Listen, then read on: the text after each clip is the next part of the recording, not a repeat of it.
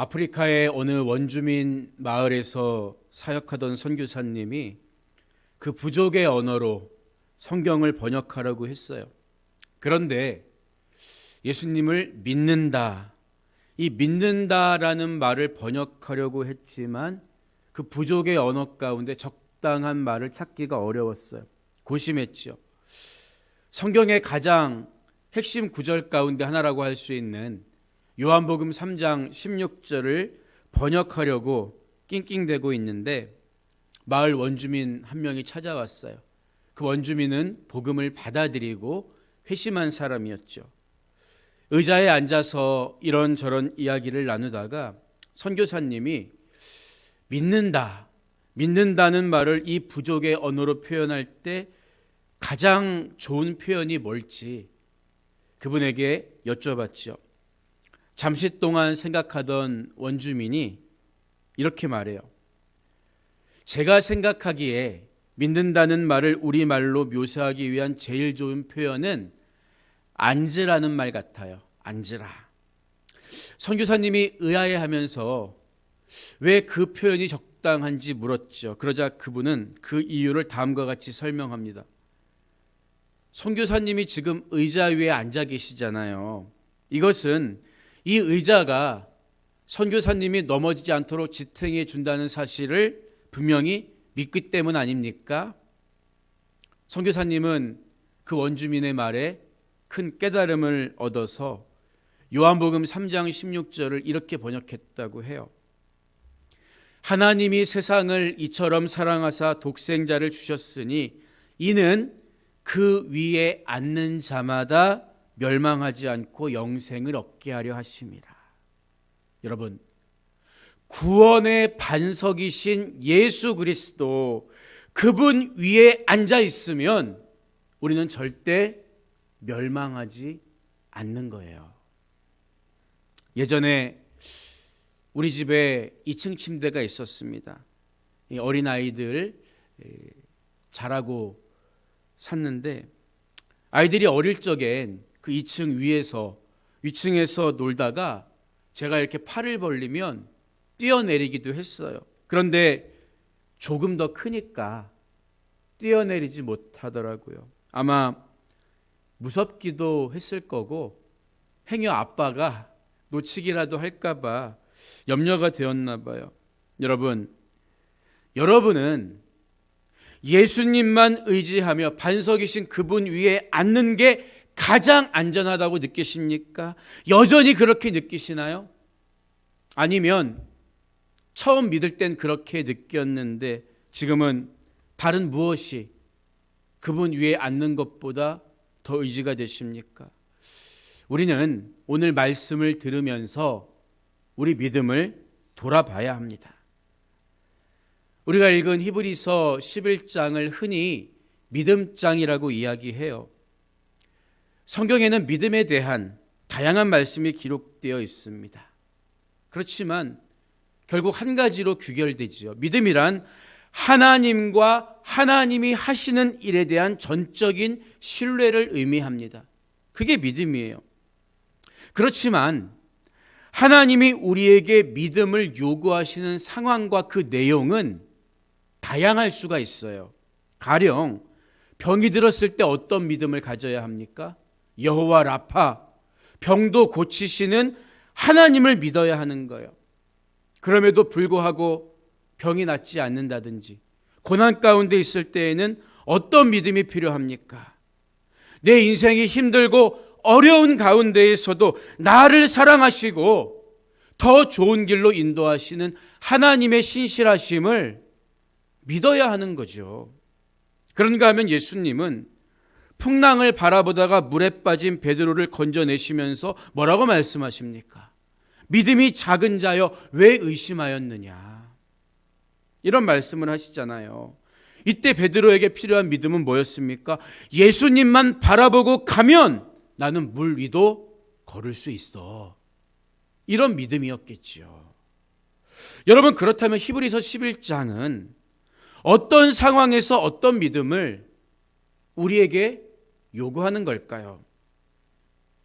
우리가 성경을 읽으면서 문맥을 살피지 않는다든지 마음에 드는 몇 구절만 떼어서 읽으면 그 본문이 말하고자 하는 바를 오해하거나 왜곡할 수가 있는 거예요. 그래서 오늘 본문 말씀을 읽으면서 내가 바라는 대로 더 간절히 믿기만 하면 그게 실제로 이루어진다는 의미로 본문 말씀을 오해하는 분들도 계시다는 거죠. 물론 간절함도 믿음 가운데 요구되는 덕목이기는 합니다. 하지만 우리가 알다시피 히브리서는 서신서예요. 서신서. 지금까지 히브리서 독자들에게 강조해온 문맥 속에서, 이야기의 흐름 속에서 믿음을 말하고 있다는 점을 간과하면 안 되는 것입니다. 앞선 히브리서 10장 18절까지는 예수 그리스도의 우월성에 관한 논증이었어요. 히브리서 1장부터 10장 18절까지는. 그리고 그 후로 이어지는 10장 19절부터는 쭉 마지막 장까지 예수 그리스도를 통해 얻게 된 구원의 삶을 지키는 책임 있는 삶, 여기에 대한 내용이라고 볼 수 있습니다. 구체적인 적용의 말씀이 마지막까지 이어지는 거죠, 이제부터. 그런데 우리가 지난 시간에 들었던 히브리서 10장 마지막 절이 어떻게 끝납니까? 히브리서 10장 39절을 보면 우리는 뒤로 물러가 멸망할 자가 아니요 오직 영혼을 구원함에 이르는 믿음을 가진 자니라, 이런 말을 해요. 영혼을 구원함에 이르는 믿음, 이 믿음이 어떤 믿음입니까? 천국에 들어갈 믿음, 영생의 믿음을 가리키겠죠. 따라서 바로 이어지는 11장에서 말하는 믿음 또한 영혼을 구원함에 이르는 믿음을 의미하고 있다는 것을 우리는 이해하면서 읽어야 한다는 거예요. 사람들은 저마다 믿음이 있습니다. 무조건 잘 되리라는 믿음, 간절히 바라는 대로 이루어지리라는 믿음. 그래서 우리는 종종 불확실한 일에 대한 소망의 차원에서 믿음을 강조할 때가 있습니다. 하지만 성경이 말하는 믿음은 내 의지라든지 간절함에 근거한 것이 아닙니다. 왜냐하면 믿음이란 우리에게 가장 선하고 좋은 것 주기를 원하시는 하나님의 속성에 기초를 둔 것이기 때문이에요. 누구든지 그를 믿는 자마다 멸망하지 않고 영생을 얻게 하시겠다고 하나님은 약속하셨습니다. 그렇기 때문에 히브리서 11장에서 다루고자 하는 믿음은 우리에게 영생을 허락하신 하나님의 약속에 근거한 이야기입니다.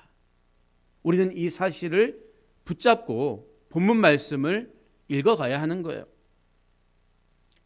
그렇다면 지금까지 천사와 모세, 구약의 대제사장과 예수님을 비교하던 히브리서 기자가 우리 성도의 삶에 대해서 우리가 지켜야 될 믿음에 대한 이야기를 시작하면서 왜 갑자기 더 나은 본향, 영원한 나라에 대한 이야기를 꺼내는 걸까요?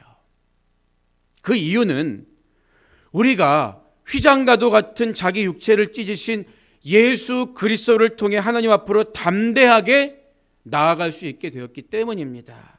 여러분, 하나님 앞에 나아갈 수 있게 되었다는 말의 의미는 이 땅에서는 하나님의 자녀가 된 것을 가리키지만 궁극적으로는 하늘에 있는 진짜 성소, 곧 영생에 들어갈 자격을 얻게 되었다는 것을 의미하기 때문이겠죠.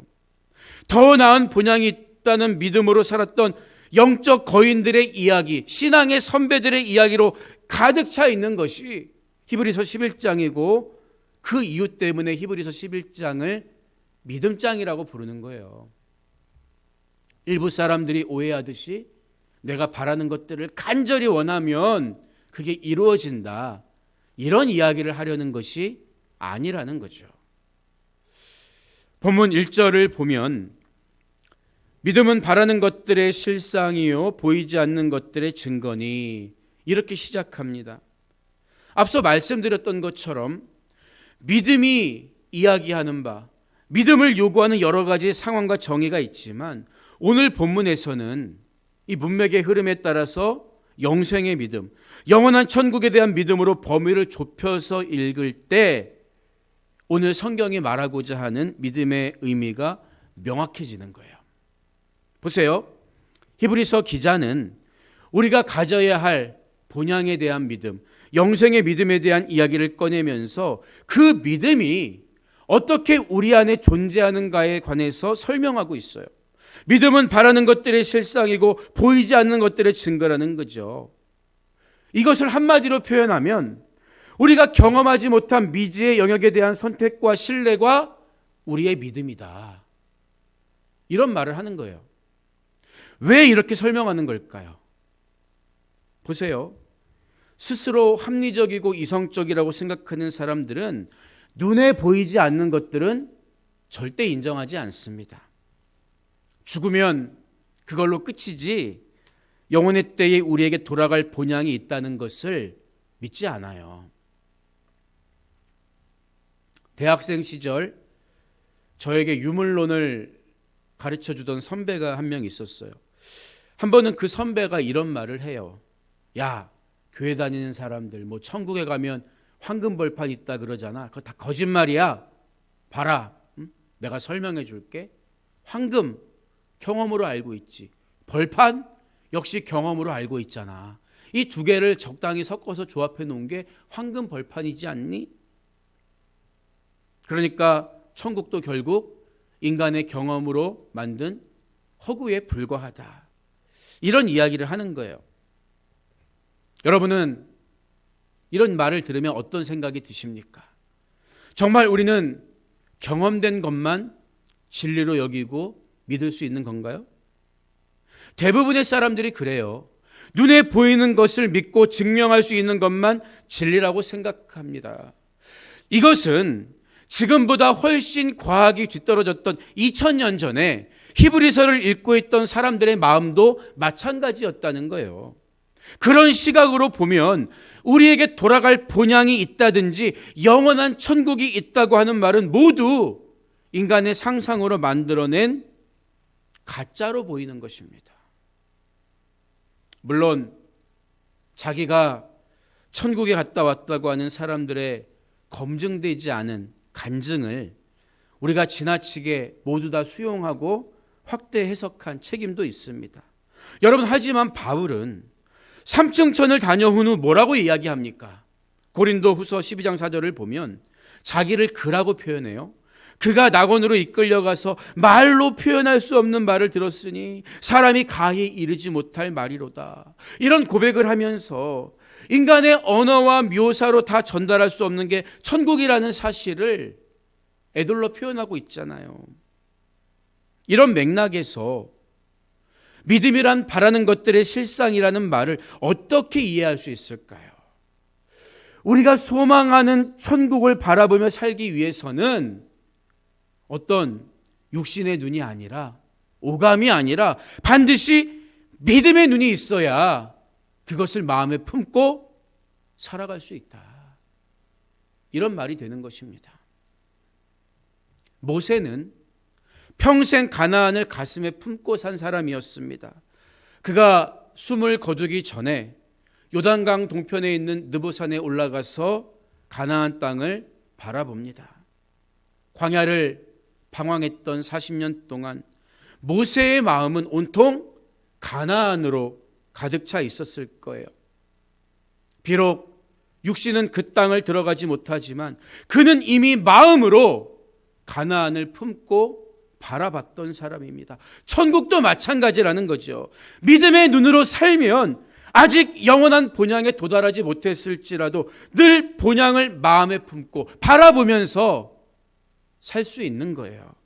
그렇기 때문에 믿음은 바라는 것들의 실상입니다. 우리는 그 실상을 살아야 합니다. 그렇다면 이어서 믿음이란 보이지 않는 것들의 증거라는 말은 어떤 의미일까요? 비록 영원한 하나님의 나라가 아직 실현되지 않았을지라도 마음에 품고 있는 소망에 대한 확신이 곧 믿음이라는 거예요. 앞서 말한 바라는 것들의 실상이 언젠가 돌아갈 본향이 반드시 있다는 것을 소망 중에 볼 수 있는 능력이라면 보이지 않는 것들의 증거라는 말은 나에게도 반드시 영혼의 때 주님 앞에 서는 날이 온다는 것에 대한 확신입니다. 그러니까 언제든지 즉시 오늘이라도 천국으로 주소 이전을 할 사람처럼 하루하루를 살 수 있는 원동력이 우리의 믿음이라는 거예요. 그 믿음이 있어야 나는 당장 천국에 들어갈 일이 내 앞에 다가올지라도 미련 없이 들어갈 수 있다. 이 이야기죠. 여러분, 그렇기 때문에 영생을 말로 믿는다고 하면서 불안과 두려움에 매여 있는 삶을 사는 것은 진짜 믿음이 아니에요. 아니, 이 땅이 잠시 살다 갈 곳인데 왜 이 땅의 일 때문에 거기에 매여서 아무것도 못합니까? 왜 진짜 소망이 없는 사람처럼 삽니까? 또한 영생을 믿는다고 하면서 나에게 그날이 오지 않을 것처럼 이 땅의 것에만 집착하면서 일희일비하며 사는 것도 참 믿음이 아닙니다. 영광의 그날을 소망 중에 바라보면서 확신하면서 언제 주님이 나를 부르셔도 기쁨으로 돌아갈 그런 삶을 사는 게 오늘 성경이 우리에게 말하는 믿음의 실체라는 거예요. 그래서 이어지는 본문 2절은 선진들이 이로써 증거를 얻었느니라 이렇게 말하는 거겠죠. 우리 신앙의 선배들은 믿음으로 장차 다가올 본향을 미리 보았고 또 그 믿음으로 아무리 현실이 힘들어도 나에게도 주님 앞에 서는 육신의 모든 무거운 멍에를 벗는 날이 반드시 온다는 것을 확신하면서 살았다는 거예요. 그래서 아벨을 시작으로 해서 에녹, 노아, 아브라함, 사라, 이삭, 야곱, 요셉, 모세와 같은 신앙의 선진들의 삶을 이야기하고 있는 거죠. 이것을 통해 우리는 중요한 교훈 한 가지를 또 깨달을 수가 있습니다. 그것은 죄 가운데 태어나서 초라한 우리 인간이 하나님 앞에 인정받을 수 있는 유일한 수단은 오직 믿음이다. 믿음밖에 없다. 이 사실입니다. 하나님은 절대 우리 인간의 유한한 지식이라든지 타고난 아름다운 매력 또는 사회적인 지위에 따라 그들의 가치를 매기지 않으세요. 그분은 우리들의 믿음, 곧 하나님과 하나님 말씀에 순종하며 그에 따른 열매 맺는 삶을 통해 우리의 가치를 매겨주시기 때문입니다. 마태복음 8장과 누가복음 7장을 보면 로마인 백부장의 이야기가 나오죠. 그의 하인이 병들어 죽게 되었을 때 예수님께 고쳐달라고 부탁하기 위해 찾아왔습니다. 예수님이 알았다. 가자. 내가 고쳐줄게. 이 말씀을 하시니까 백부장이 뭐라고 대답합니까? 마태복음 8장 8절을 보면 주여 내 집에 들어오심을 나는 감당하지 못하겠사오니 다만 말씀으로만 하옵소서. 그러면 내 하인이 낫겠사옵나이다. 주님, 저는 죄인입니다. 저는 이방인이에요. 주님이 그 거룩한 발을 초라한 제 집에 들여놓으시는 것을 저는 감당할 수 없습니다. 그러니까 말씀만 하세요. 그래도 내 종은 나을 줄을 제가 믿습니다. 그러니까 예수님 뭐라고 말씀하십니까? 이스라엘 중 아무에게서도 이만한 믿음을 보지 못하였노라. 예수님 너무 기쁘신 거예요. 사실 이스라엘 사람들이 하나님에 대한 지식이 많으면 더 많았지 이방인이었던 이 백부장이 더 많았겠습니까? 이스라엘 사람들이 가지고 있는 지식 중에는 하나님은 어떤 일도 하실 수 있으셔. 그분은 이 능력도 있으셔. 이런 지식이 있었을 거예요.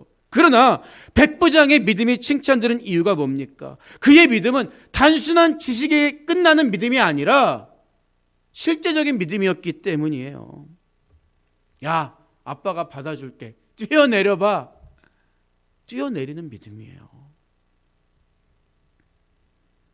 그렇다면 하나님이 우리를 보실 때 가장 기뻐하실 믿음이 뭘까요? 물론 병에 걸렸을 때 간절히 낫기를 기도하는 믿음, 문제를 만났을 때 주님이 오시면 해결하실 수 있습니다.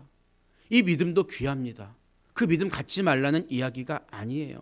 그러나 가장 근본적인 믿음이 뭘까요? 예수 믿고 구원받으면 이 땅은 우리가 영원히 머물 곳이 아니라 잠시 살다 갈 여정이야. 우리에겐 돌아갈 본향이 있어. 그 사실을 인정하고 받아들이는 믿음 아니겠습니까?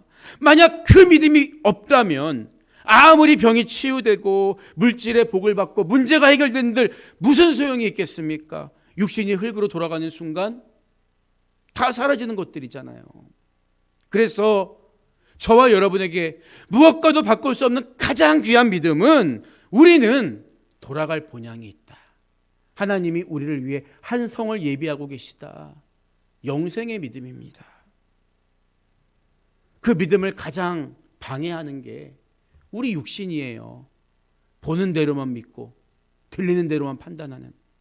그래서 본문 3절은 다시 한번 강조하기를 믿음으로 모든 세계가 하나님의 말씀으로 지어진 줄을 우리가 아나니 보이는 것은 나타난 것으로 말미암아 된 것이 아니니라. 분명히 못바가 말하잖아요. 여러분, 하나님은 무에서 유를 창조하셨습니다. 여러분 그거 봤습니까? 눈으로? 하나님이 창조하실 때 지켜본 사람이 있어요? 아무도 없어요.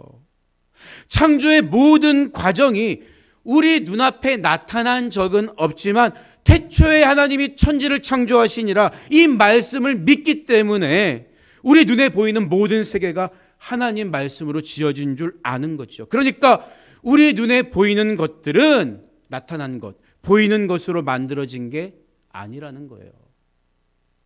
과학을 신봉하는 사람들의 주장처럼 내 눈으로 영원한 본향, 천국을 본 적도 없지만 천지를 창조하신 예수님께서 말씀하셨기 때문에 우리는 그 말씀에 근거해서 믿는 거예요. 그렇기 때문에 우리가 지금 눈으로 보고 있고 또 장차 보게 될 모든 것들은 결국 우리 인간의 경험을 따라 믿는 게 아니라 믿음의 눈으로 믿는 거예요.